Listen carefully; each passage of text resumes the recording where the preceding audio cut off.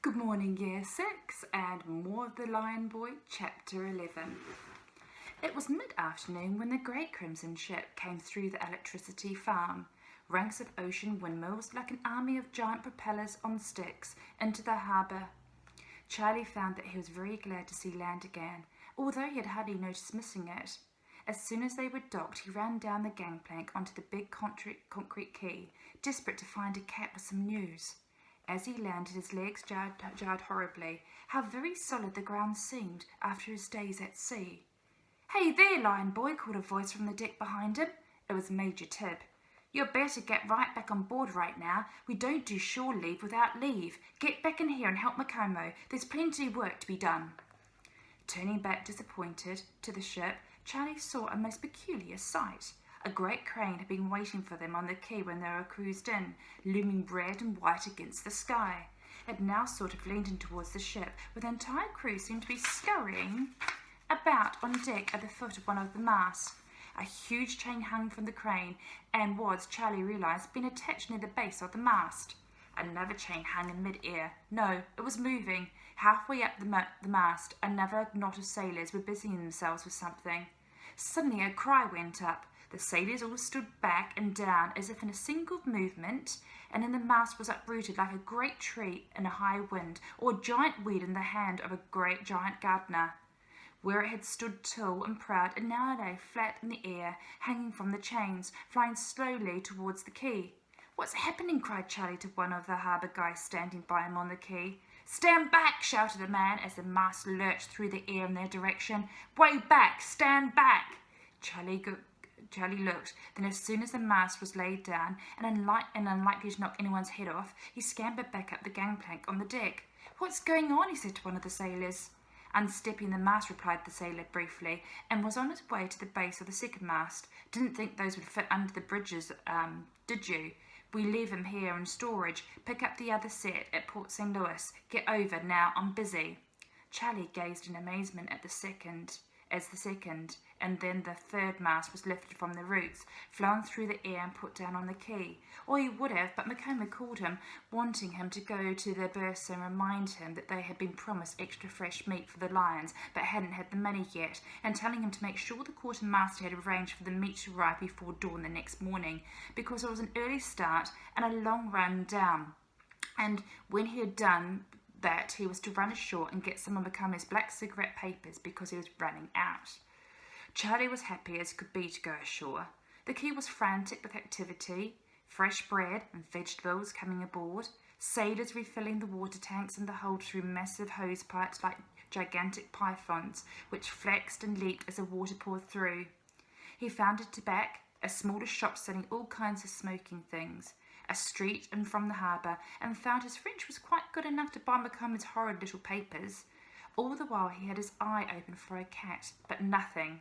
He took a roundabout route back to the quay, but no luck. Where were they all? Surely a harbour should be full of cats, but he could delay no longer. Macomo would yell at him if he was too late, and Charlie wanted to keep him sweet. Behind a packing case full of sardines, though Charlie didn't know it, Claudine, a very fat little pink-nosed French cat, lay fast asleep with a scrap of paper under her paw. Claudine had accepted half of the marmalade cat's dinner on top of her own dinner in exchange for agreeing to deliver the note to the brown English boy on the Crimson Ship, and she'd eaten so much that she dozed off. The marmalade cat, having seen his human friends transferred at dead of night onto a sleek little motorboat, was already heading back to England, happy to know that the letter was on its way. Claudine was very lazy. Having been up late with the marmalade cat, she slept all day. That evening, as the mad activity of restocking a boat with so many people and animals on board began to wind down, Charlie joined Macomo in the dining room and drank hot chocolate with him, being friendly and listening to tales of lion trainers of old. He especially went to Major Tibb and thanked him for taking him on board and giving him the job of Lion Boy. He chatted with the twins, with Hans and Julius, and some of the Italians, who after supper sang and played the mandolin, and everyone joined in. Later he curled up in the rock locker. All the while he thought and thought about what would be the best way to achieve the job with which the lions had charged him. All the while Claudine slept on. Just before dawn, the engine started to shudder and rumble, and the tide turned that would carry the circus up the great, broad, gleaming Paris. Charlie smelt the bacon frying in the galley and heard the gulls cawing in the pale first light, with cries and calls and a great churning of water. The Circe, which is the name of the ship, pulled out into the river. Behind them, a fat little cat rushed to the waterside. Seeing the great ship moving upriver, a look of great guilt and sadness appeared on her face, and she started to cry. Beside her, a scrawny, mouldy-looking black dockyard cat with bald patches on its bottom and sharp blue eyes told her rudely to stop her yelling. "Don't you talk to me," she said prettily. "The likes of you shouldn't talk to the likes of me." "Well, the likes of you shouldn't be screeching the whole biddy place down," said the rude cat. "Why don't you just go back to your palace, madame, by me precious?" Whereupon she stopped yelling, started snivelling instead, and told him at great length and with a lot of repetition that she'd every right to be there, which was more than could be said for some who by rights wouldn't exist at all. She promised to get a message to the boy with the missing parents, and he was sailing away on that boat right there, and if he'd done such a thing he too would be yelling and screeching the place down, and she was so upset about it that she didn't know what she'd do. The mouldy-looking cat screeched. "It'll be them," he exclaimed. "It'll be that boy. We've got to get that epistle at him at once. You flaming dingwit, how very stupid can you get?" Once he had got the letter, he was no longer interested in her. He looked after the ship, estimated her speed, looked around at the early morning traffic, and raced straight to the bus terminus. With the letter in his teeth, speared on one of his canines, he leapt onto the roof rack of the first electrobus heading south, where he sat and complained without ceasing to the other cats about how incompetent the French were. His French was brilliant. He was a North of England cat on his travels, but at least he made the effort to be rude to them in their own language. Charlie, with no knowledge of any of this, had decided what he had to do. When Makome fed the lions that morning, Charlie watched closely, without being observed, what he did with the medicine. 5 drops in the oldest lion's water, 3 for each of the mothers, 1 for Alcina, and 5 for a young lion. He watched closely where Makome put the medicine, in a small locker in the lion cabin, and he watched closely where Makome put the key of that small locker. Then when, after lunch, Makome lay down with his crimson cloak around him to smoke his cigarette and doze, Charlie silently tiptoed into the cabin. Once he was certain that Makome slept, quietly and with great fear in his heart, Charlie took Macome's own water flask from where it stood on the floor beside him, emptied it out and refilled it from the oldest lion's water bottle, the bottle with the most medicine added. He replaced the bottle by the lion trainer's side. Then he tipped out the rest of the medicine water in the lion's bottles.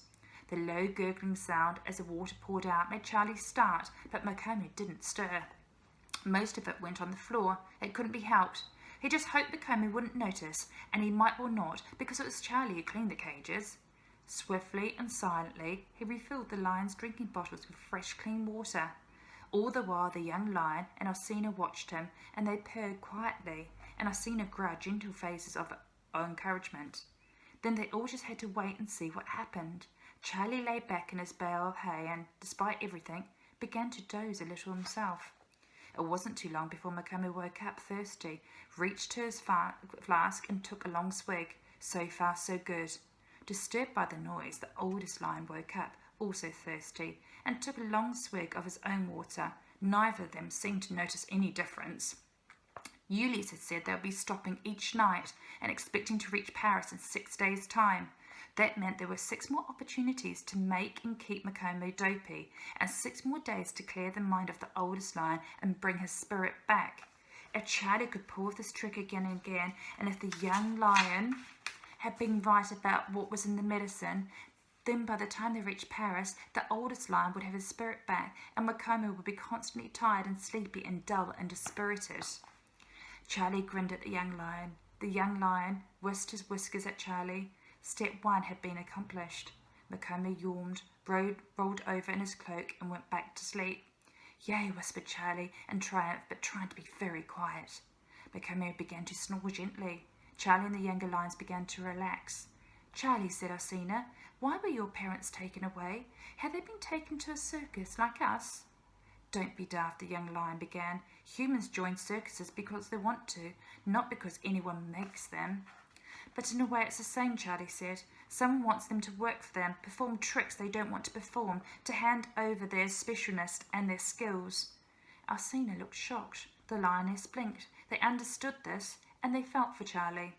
Charlie didn't notice. He just thought of something. Ah, he sighed. The young lion cocked an ear. I know what it is, said Charlie. At least I don't know what it is, but I know. But he stopped himself from telling the lions. He had twice let his mouth run away with him, giving his name to Major Tib and ringing Raffy to be rude and proud. He very much wanted a friend to confide in, but it was too dangerous. Only if he needed to would he tell the lions about the series of letters and numbers written in his mother's blood. It wasn't that he didn't trust them, he just had to be self-controlled about this. If you know, said the lion, might they not come after you too? Charlie felt cold. Could Raffy know that he had the formula? Could Raffy know what it was for? Surely not. But Charlie knew so little about what was going on, and if Raffy knew, maybe he'd think it was easier to get it out of Charlie than out of his parents. Why would Raffy want it? He's just a... No, Charlie, he's not just in anything. He's in this up to his ears. Probably he thinks he can sell it or something. He's your enemy. Raffy hadn't rung again since the young lion had roared at him, so in that sense the roaring had worked. But Charlie really had to keep his head down. The circus was a good place to hide, and he should never have risked it by making the phone call.